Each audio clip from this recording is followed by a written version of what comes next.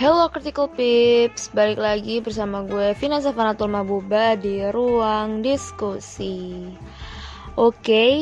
Sebelum gue cincong banyak-banyak malam ini, gue mau ngasih tahu ke kalian dulu nih, kalau tahun depan pertanggal 1 Januari 2023, Ruang Diskusi akan berubah menjadi vokal kita. Gue sebenarnya udah bikin video rilisnya di TikTok.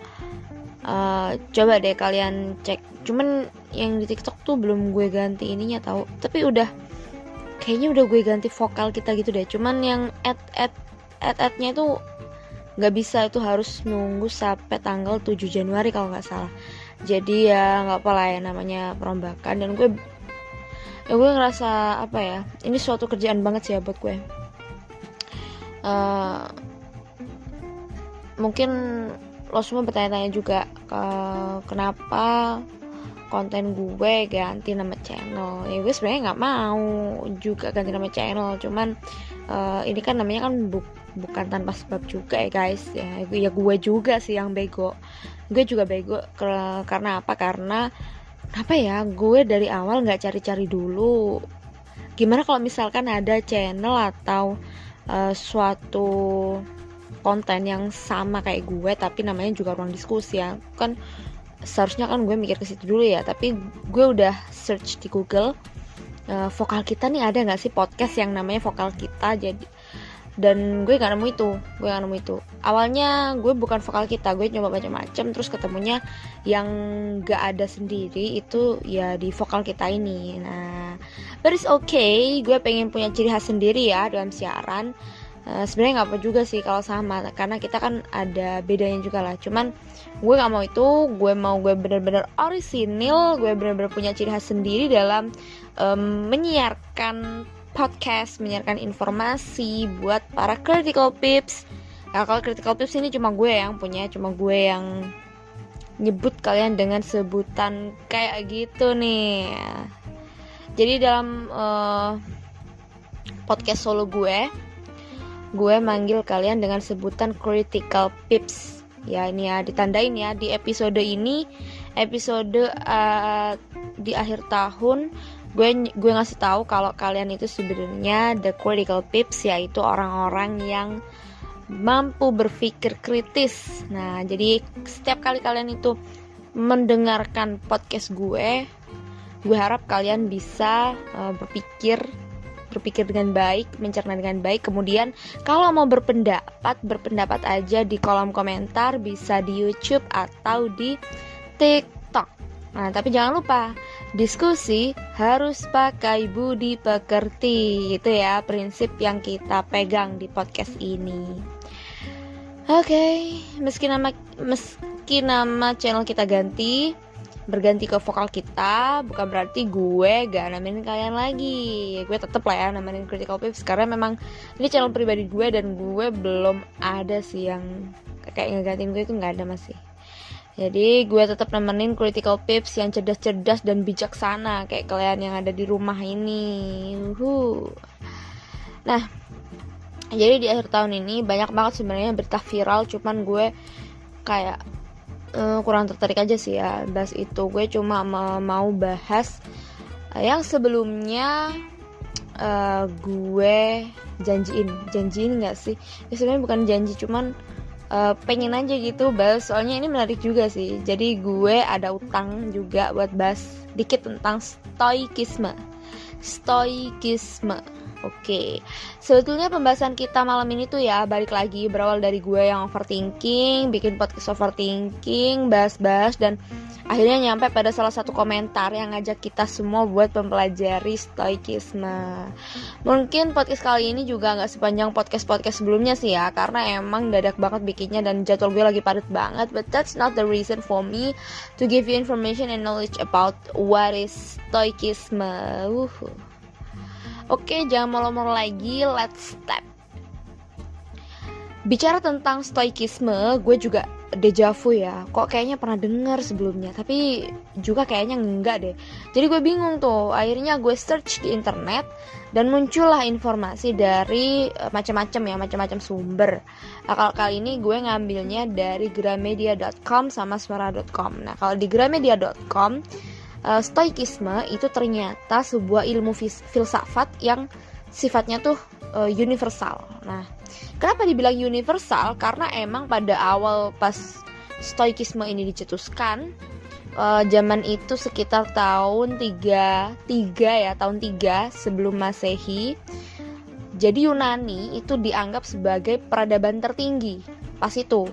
Nah, jadi makanya kan kita sering nih kayak dengar Aristoteles, siapa-siapa itu kan dari Yunani kan, karena memang Yunani dulu tuh dianggap sebagai peradaban tertinggi. Nah, kalau zaman sekarang apa ya, kayak Amrik gitu nggak sih, kayak Amerika or Great Britain. Nah, berarti kayaknya kalau di zaman sekarang tuh semacam negara-negara adidaya gitu ya, kalau Yunani pada zaman itu. Nah, gue baca lebih lanjut lagi.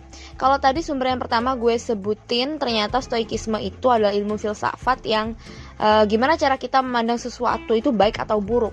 Nah, itu tergantung sama interpretasi kita.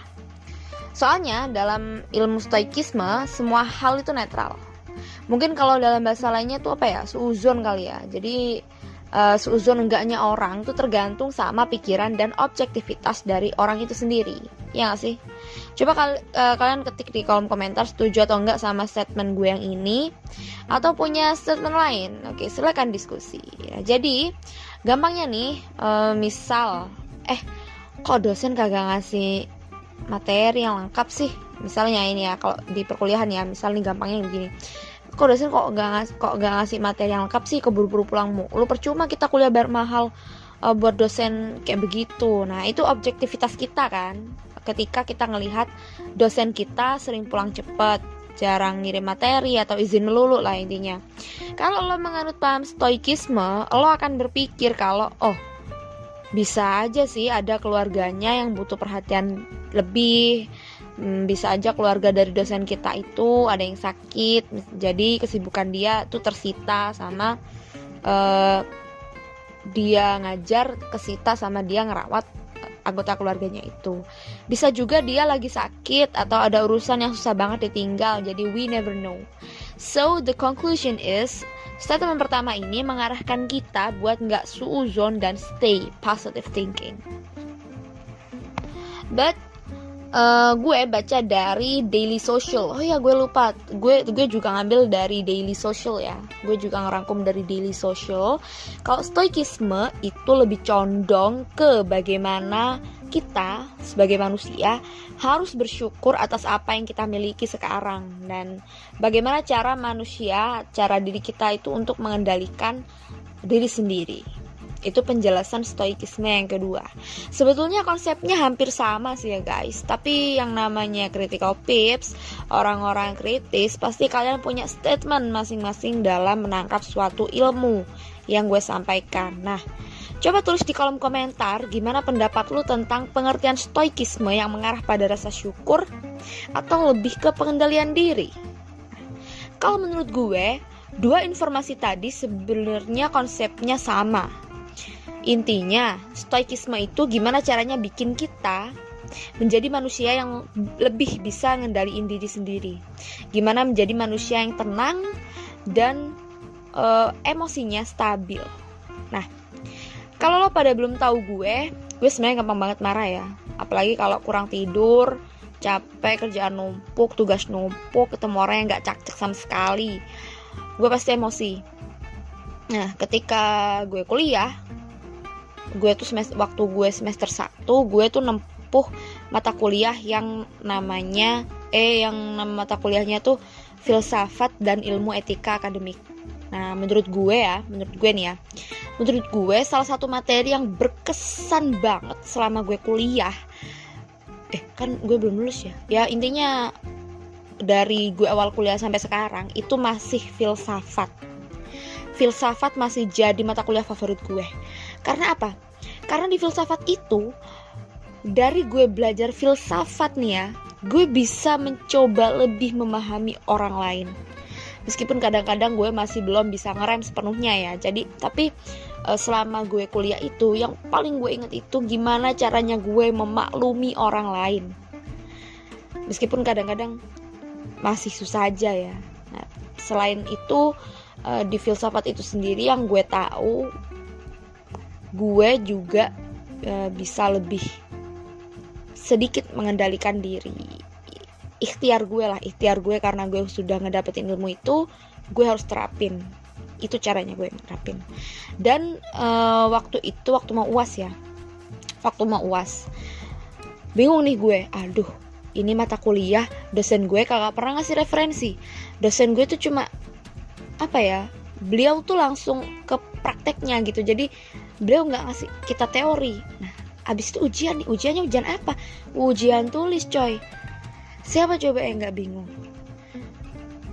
Akhirnya gue ya belajar lah ya, gue belajar. Terus gue baca nih ya di salah satu artikel, kalau gini, bagus banget. Puncak tertinggi dari mempelajari filsafat adalah ketidaktahuan. Wah, gue tahu kata-kata itu langsung gue up di status biar dosen gue baca. Jadi dosen yang ngajar filsafat gue ini tuh dosen yang paling dekat sama gue, karena memang beliau kaprodi ya. Gue upload tuh sesuai kata-kata itu. Puncak tertinggi dari mempelajari filsafat adalah ketidaktahuan. Gue up itu. Jadi intinya gue tuh ngode lah ya. Jadi kalau gue gak tahu ya gue maklumin aja gue gitu. Karena gue kan berada di puncak tertinggi mempelajari filsafat nih, jadi gue nggak tahu apa-apa tentang filsafat. Nah itu yang gue maksud dari status itu. Ternyata gue udah effort bikin status kayak gitu, ternyata nggak dibaca cuy. Jadi beliau malah baca status yang setelahnya, karena status itu kan kalau di WA itu kan more than 24 hours itu kan otomatis ngilang ya. Jadi status gue tuh udah lebih dari 24 jam dan udah habis masa uploadnya, jadi nggak kena baca sama beliau. Tapi nggak apa lah ya, balik lagi ke topik. Itu sekedar intermezzo aja sedikit.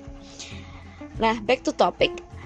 Yang paling gue inget di mata kuliah filsafat, yang paling bikin gue berusaha effort banget untuk meminimalisir kesuuzonan gue, adalah ketika dosen gue bilang, intinya gak segala hal itu seperti yang kita kira. Kalau manusia yang mengerti filsafat, manusia akan mengerti bagaimana menjadi manusia yang terkendali emosinya. Karena sebagai orang yang belajar filsafat, dasar atau basic yang perlu kita punya adalah gak males mikir. Itu ya kuncinya, gak males mikir. Jadi filsafat itu cocok banget buat orang-orang yang rasa ingin taunya tinggi emang. Tapi kita bahas lagi tentang stoikisme. Gue juga dapet ini ya dari suara.com yang kata gue lansir dari situ. Jadi gue ambil sejarahnya sedikit aja. Menurut Stanford Encyclopedia of Philosophy, istilah stoik dari stoikisme, jadi istilah stoiknya itu berasal dari kata teras, atau kalau di bahasa Yunani itu stoa poikile. Poikile gimana ya bacanya? Pokoknya ada tanda petiknya, petik V kebalik itu di atasnya. Stoa poikile gitu. Gue bacanya gitu aja ya. Nah, karena waktu itu anggota atau pengikut dari pemikiran stoikisme ini kumpulnya di tangga agora yang ada di Athena, di pasar sentral, di mana mata kuliah ini diadakan. Jadi pada waktu itu asal usul kata stoik itu berasal dari kata teras atau stoa poikile, tempat para pengikut aliran ini kuliah yang nuntut diskusi, nuntut ilmu lah ya isinya. Intinya menimba ilmu lah ya. Jadi kalau diambil secara garis besar, inti dari cara hidup stoa ini adalah proses yang sedang berlangsung dari pertama mengembangkan pengendalian diri kayak yang kata gue tadi, terus memberikan penilaian yang jelas terhadap sesuatu, dan mengatasi emosi destruktif. Nah, kalau di antara critical tips di sini ada yang tertarik dan minat sama yang namanya prinsip stoikisme, Kita lihat dulu nih peta jalan buat ngikutin filosofi Stoa. Oke, yang pertama, ini gue rangkum ya. Sebenarnya tuh gue baca di suara.com itu ada 5, tapi gue rangkum aja lah ya. Secara garis besar tuh begini.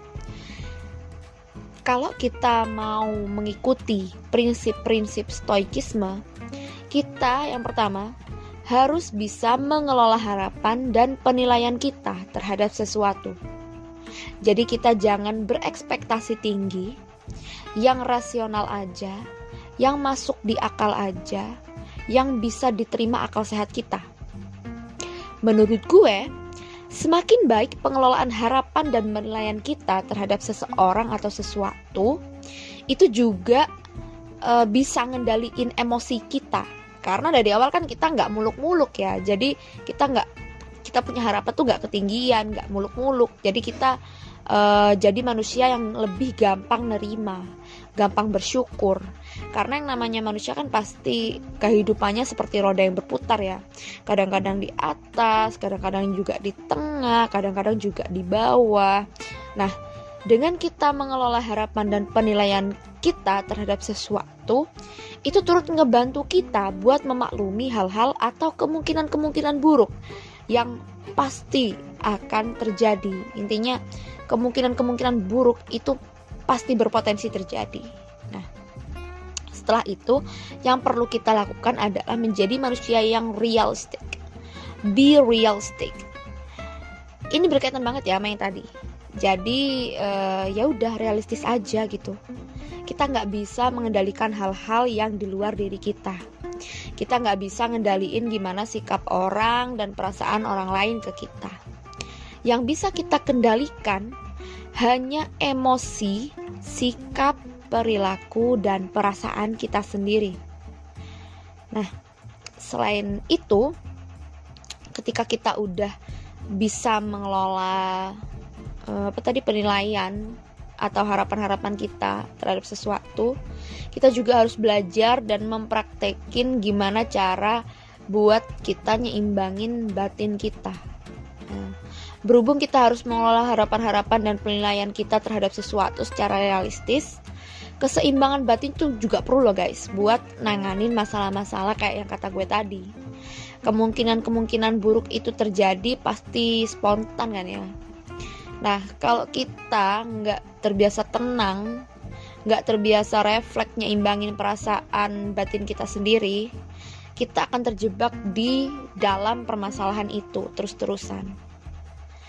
Nah, selain itu, yang perlu kita perhatikan dalam stoikisme ini, kita juga diajarin pengelolaan emosi dan bagaimana kita seharusnya hidup harmonis dengan alam.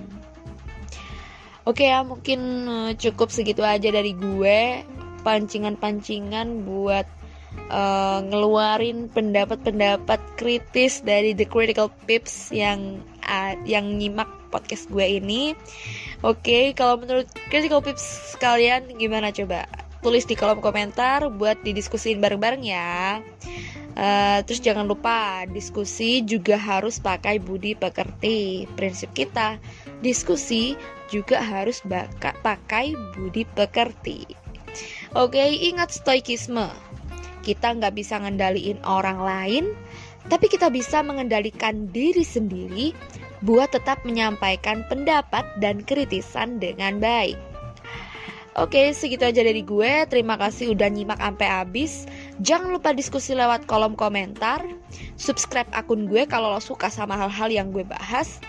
Jangan lupa buat selalu like, share ke teman-teman lo biar semua pada kebagian ilmunya. Terima kasih Critical Pips. Sampai jumpa.